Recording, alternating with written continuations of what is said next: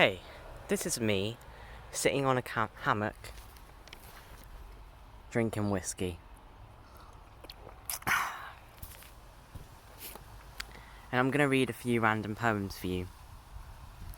This is Eyes a Carriot by Paolo Fabraro, I'm going to say.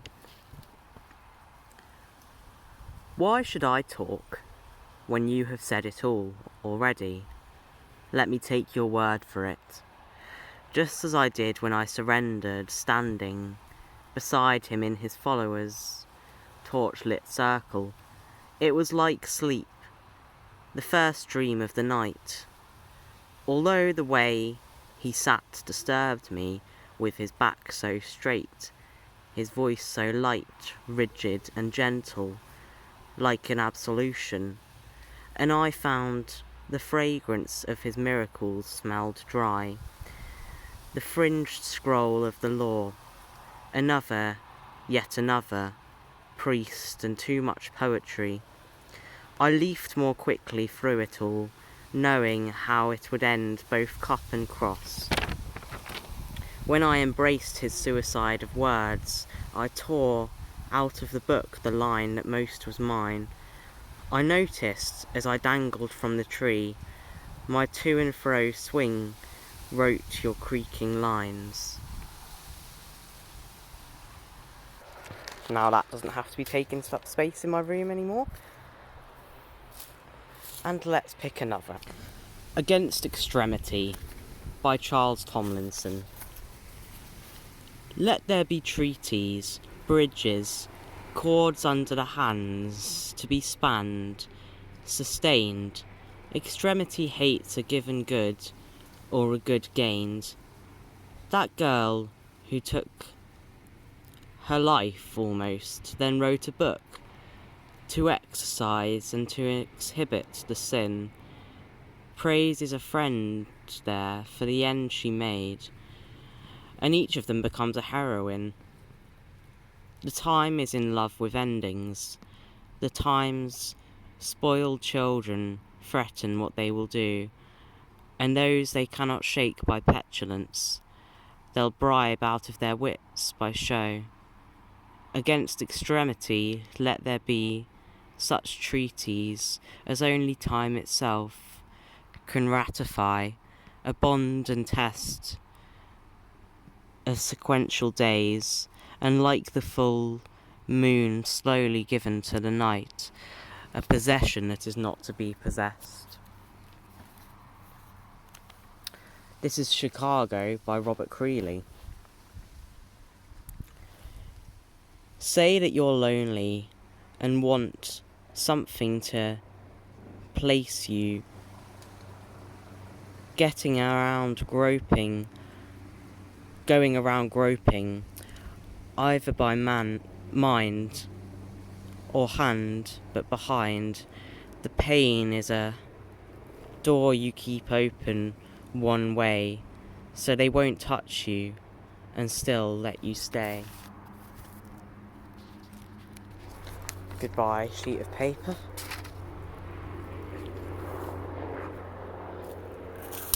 After this video, I am no longer going to copy out poetry, because when I copy out poetry it ends up just cluttering my room and never getting read, whereas I'm a narcissist and love listening to my own voice, so I will listen to these videos and appreciate the poems in this way. Anyway, let's not dig myself a deeper hole. This is The Flash Reverses Time by A. Van Jordan. When I'm running across the city on the crowded streets to home, when in a blur the grass turns brown beneath my feet, the asphalt steams under every step, and the maple leaves sway on the branches in my wake, and the people look in that bewildered way in my direction, I imagine walking slowly into my past, among them at a pace at which we can look one another in the eye and begin to make changes in the future from our memories of the past. The bottom of a bottomless well, you may think. But why not dream a little? Our past doesn't contradict our future. There's swatches of the same fabric, stretching across our mind, one image sewn into another, like the relationship between a foot and a boot, covariant in space and time. One moves along with the other, like the actor in a shadow play. Like a streak of scarlet light across the skyline of your city, sweeping the debris, which is simply confetti, candy wrappers, a can of soda, all the experience of a day discarded and now picked up, even down to the youthful screams of play that put smiles on the faces of the adults who hear remnants of their own voices through a doorway leading back to a sunrise they faintly remember. And you know the drill.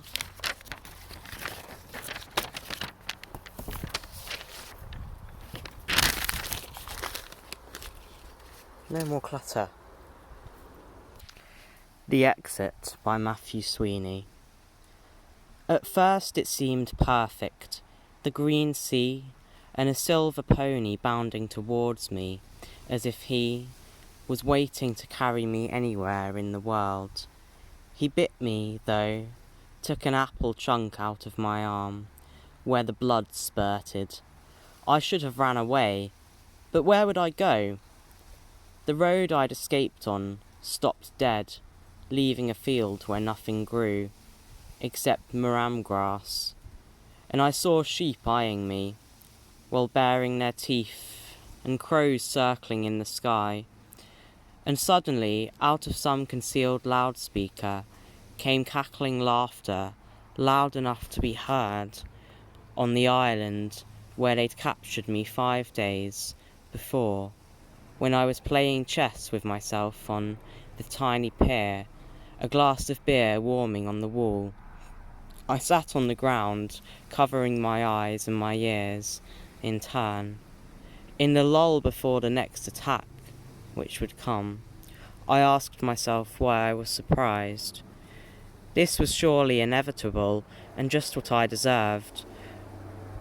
What had I tried to do to stop the teenage suicides, for example, or girls blocked from getting abortions? I waited for the crows and the sheep, and worse surprises, but nothing came. The laughter stopped, so I opened my eyes. A gate had appeared, 200 meters away. It was black and tall, with sculptures of owls on it, and it looked open. I got to my feet, looking round me. I knew this could be another trap, and where I ended up could be worse again, but I let my instinct lead me there. And we know the drill. I'm so happy to be getting rid of this clutter. Let's see how much more I've got to read out. Oh, Jesus, why do I copy so many poems out? And then not do anything with them, and then just be like, I can't just get rid of them without having them saved somewhere, even though they're already online. Most of them are from Poetry Foundation. But yeah, this is Axe Handles by Gary Sandler. One afternoon, the last week in April, showing Kai how to throw a hatchet, one half turn and it sticks in a stump. He recalls the hatchet head without a handle in the shop, and gets it, and wants it for his own. A broken off axe handle behind the door is long enough for a hatchet. We cut it to length and take it, with the hatchet head and working hatchet, to the wood block. There I begin to shape the old handle with the hatchet, and the phrase first learned from Ezra Pound rings in my ears. When making an axe handle, the pattern is not far off. And I say this to Kai, look, we'll shape the handle by checking the handle of the axe we cut with. And he sees, and I hear it again. It's in, excuse how I'm going to guess the pronunciation here. Lu Ji's Wenfu, 4th century AD, essay on literature, in the preface. In making the handle of an axe, by cutting wood with an axe, the model is indeed near at hand. My teacher, again, excuse me guessing the pronunciation, Shi Xiang Shen, translated that and taught it years ago. And I see Pound was an axe, Shen was an axe, I am an axe, and my son a handle, soon to be shaping again, model and tool, craft of culture. How we go on. It's one of my favourites, that one. But it's still taking up space in my room, so we're going to burn. The Peddler by Charlotte Mew. Lend me a little while the key that locks your heart heavy, and I'll give you back, rarer than books and ribbons and beads bright to see, this little key of dreams out of my pack. The road beyond men's bolted doors, there shall I walk, and you go free of me, for yours lies north across the moors, and mine south, to what seas?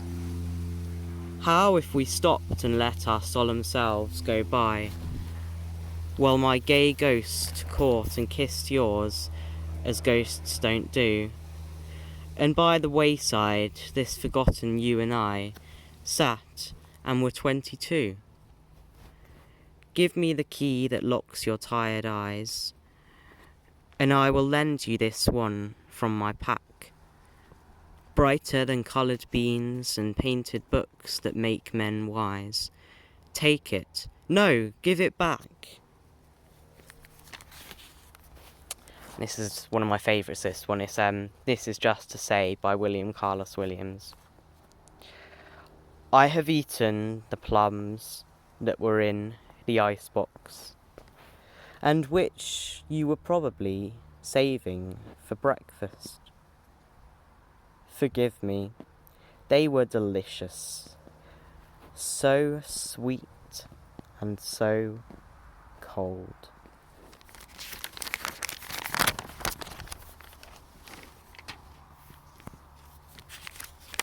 This is some poem I've started that I've never got back to, so can't really decide whether to keep that or not. French one. Il est bizarre que même que les... Oh, okay, yeah, I remember starting this one. Better keep that.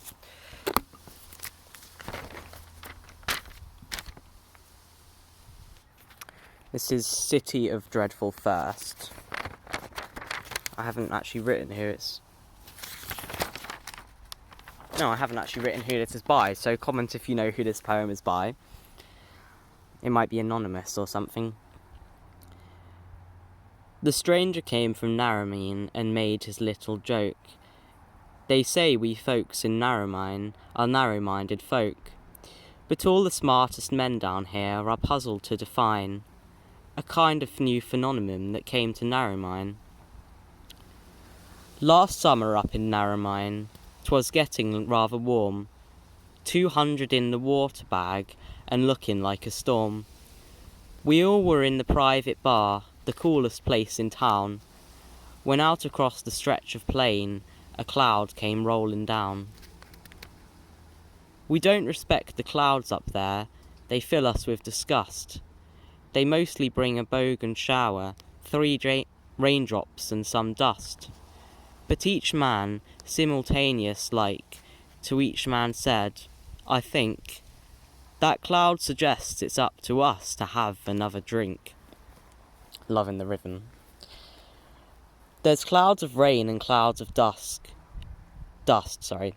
We'd heard of them before. and sometimes in the daily press we read of clouds of war.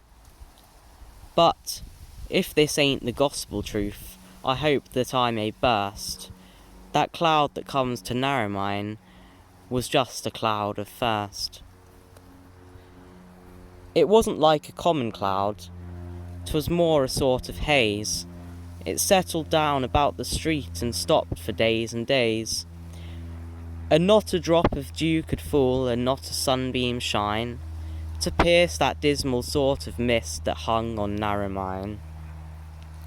Oh Lord, we had a dreadful time beneath that cloud of thirst. We all chucked up our daily work and went upon the burst. The very blacks about the town that used to cadge for grub, they made an organised attack and tried to loot the pub.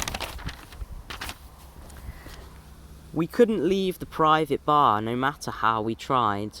Shearers and squatters, union men and blacklegs side by side, were drinking there and danced move, for each was sure, he said, before he'd get a half a mile, the first would strike him dead. We drank until the drink gave out. We searched from room to room, and round the pub like drunken ghosts went howling through the gloom.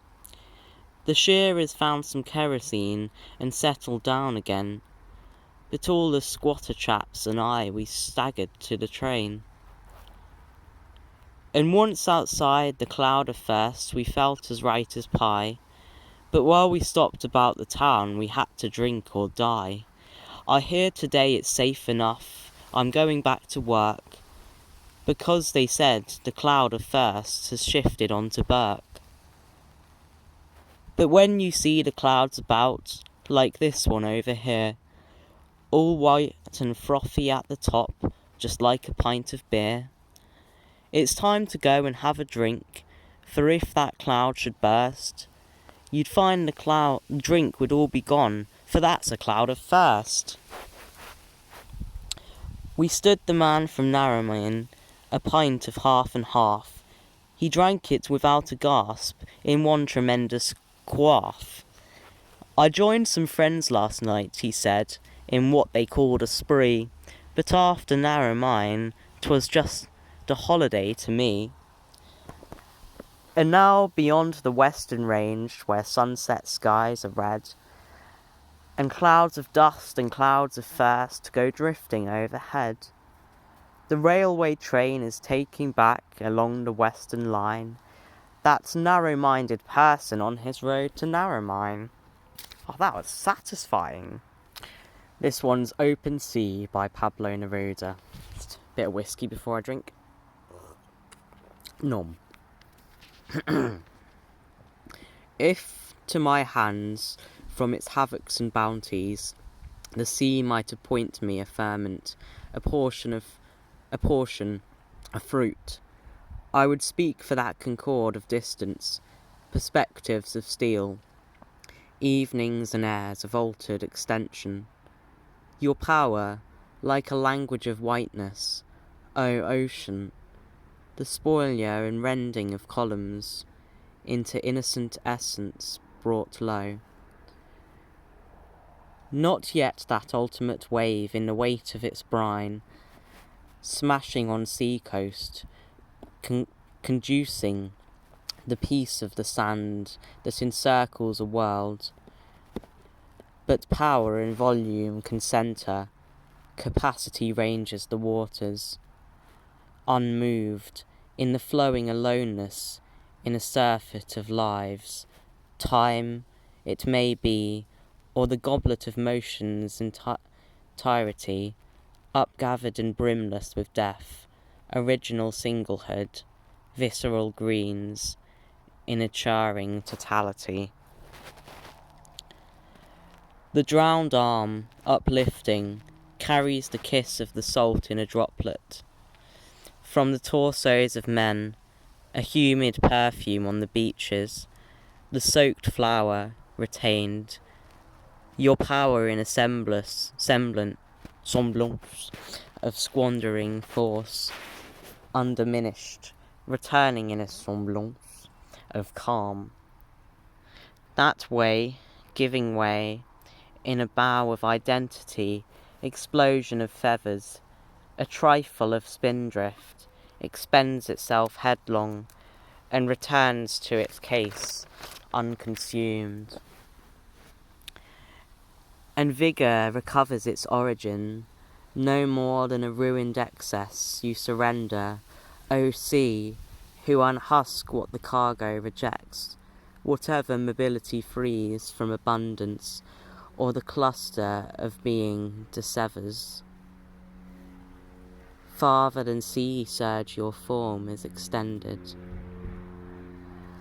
ardent and ordered, like a gesture of breathing, on breast and its vesture, out of isolate being, borne up into tissue of light, your meadows arise on the billow, and the flesh of a planet is bared. Substance of selfhood overflows into being, the crescent of silence is brimmed. Here is no crater's dismemberment in the cup of the headlands, or pinnacle's emptiness, vestige, scars, patrolling an air's mutilation. The goblet is shaken with salt and with honey, creation's abysm of waters, and nothing is lacking, O sea! For the petals of ocean contend with a planet's pulsation, the undersea granaries tremble, hazard is hung on the smooth of a wave, a swarming and swimming of schools, and only the mesh of the net cord, ascending, draws up a fish scale's extinction of lightning, one wounded gradation of distance, in the crystal's accomplished of perfection. So that was Open Sea. Now this is also by Pablo Neruda, and it's called The Dictators. An odour stayed in the cane fields, carrion, blood, and a nausea of harrowing petals. Between coconut palms lay the graves, in their stilled strangulation, their festering surfeit, never know how to pronounce that, of bones. A finical strap conversed with wine-glass collars and piping. In the palace, all flashed like a clock dial. The gloved laugh redoubled, a moment, spanning the passageways, meeting the newly killed voices in the buried blue mouths. Out of sight, lament was perpetual, and fell, like the plant and its pollen, forcing a lightless increase in the blinded big leaves. And bludgeon by bludgeon on the terrible waters, scale over scale in the bog, the snout filled with silence and slime, and vendetta was born. This is The Curtain by Hayden Carruth. Just over the horizon, a great machine of death is roaring and rearing. We can hear it always.